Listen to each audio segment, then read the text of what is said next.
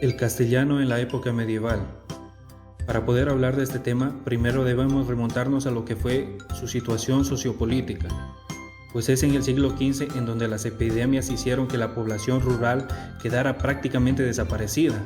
Por consiguiente, se produjo un éxodo masivo hacia las ciudades. Así, los núcleos urbanos crecieron al igual que su economía, en donde se empezó a usar frecuentemente la moneda. Uno de los hechos más importantes para comprender la lengua como una unidad fue el matrimonio de los reyes católicos, pues este hecho permitió que los reinos de Castilla y Aragón se unieran en varios sentidos. Uno de ellos es que se formó una sola institución monárquica. Esta unión de ambos reinos fue muy importante para la expansión del castellano hacia el reino aragonés, pues esta sirvió como un instrumento de unificación cultural, porque los autores de la época alaban al castellano y lo consideran una lengua limpia y graciosa. Otro punto muy importante a tener en cuenta fue su situación lingüística. Durante el reino de los reyes católicos se dio un auge en el desarrollo del panorama intelectual y cultural de la época. Asimismo, progresaron las producciones literarias y escritas. Con el nacimiento de la imprenta se multiplicaron las traducciones de los clásicos y hace que la difusión sea más extensa.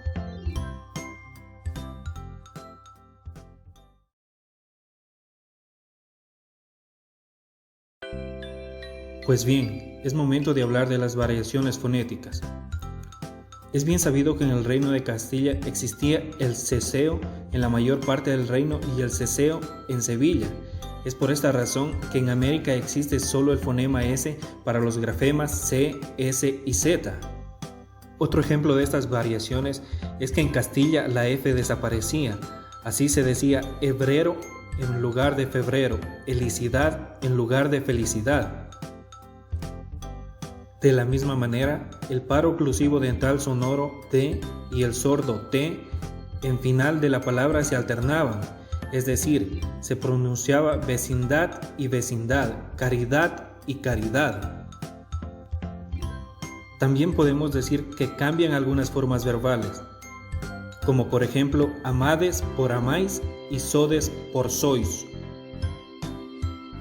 Otra cosa que debemos rescatar es que en Castilla se confundían en una misma pronunciación la B bilabial y la V labiodental. Las variaciones gramaticales. En esta época se siguen usando formas verbales como andude en lugar de anduve, prise en lugar de prendí. De igual forma se usan indistintamente los pronombres os y vos, estos antepuestos o pospuestos al verbo, como por ejemplo tenemos daros en lugar de darvos o prestaros en lugar de prestarvos. También en esta época continúa la vacilación de las formas verbales, como por ejemplo tenemos la palabra tenedes junto a tenéis y tenés. También se siguen utilizando oraciones de infinitivo, al igual que en la actualidad, como por ejemplo ir conmigo, que quiere decir que venga conmigo.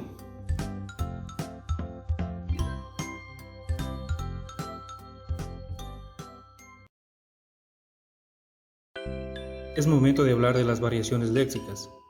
Gran afluencia de herencia léxica se da gracias al retroceso del arabismo y a la introducción de helenismos, latinismos, italianismos, galicismos y catalanismos.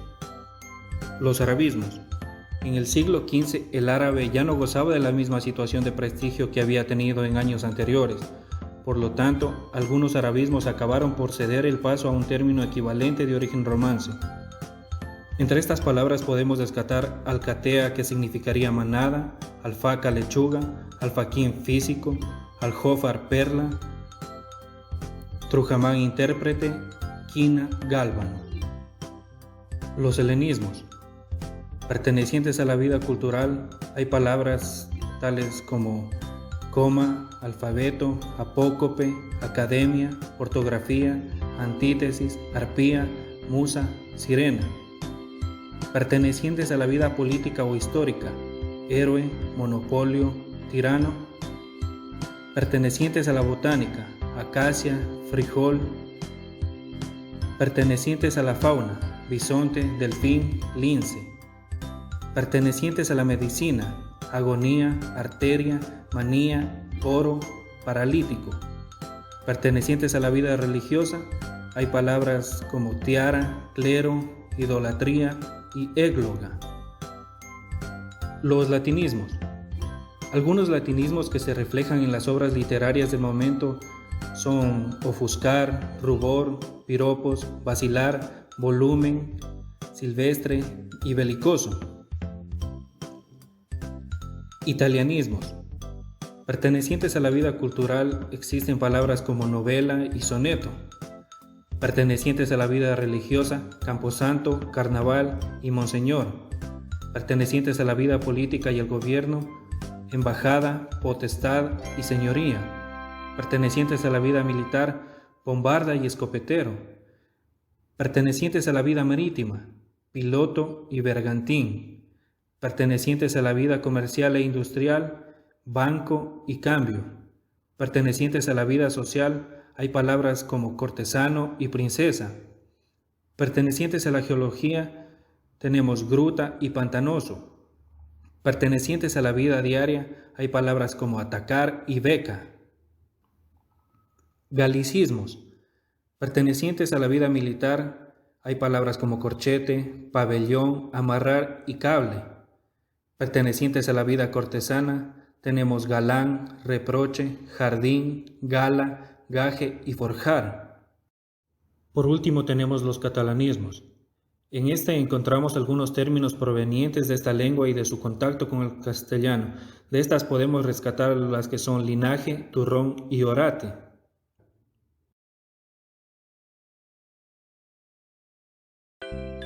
Como siguiente punto tenemos la lengua literaria.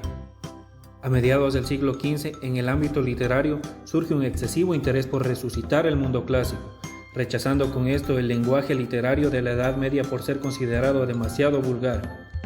Los rasgos que evidencian este enorme influjo de la lengua latina sobre la española son los siguientes: el uso de abstractos en plural, tales como las amistades, las virtudes, las conformidades. También tenemos la colocación del verbo al final de la frase. Pues qué le aprovechó al triste, si su amor cumpliere.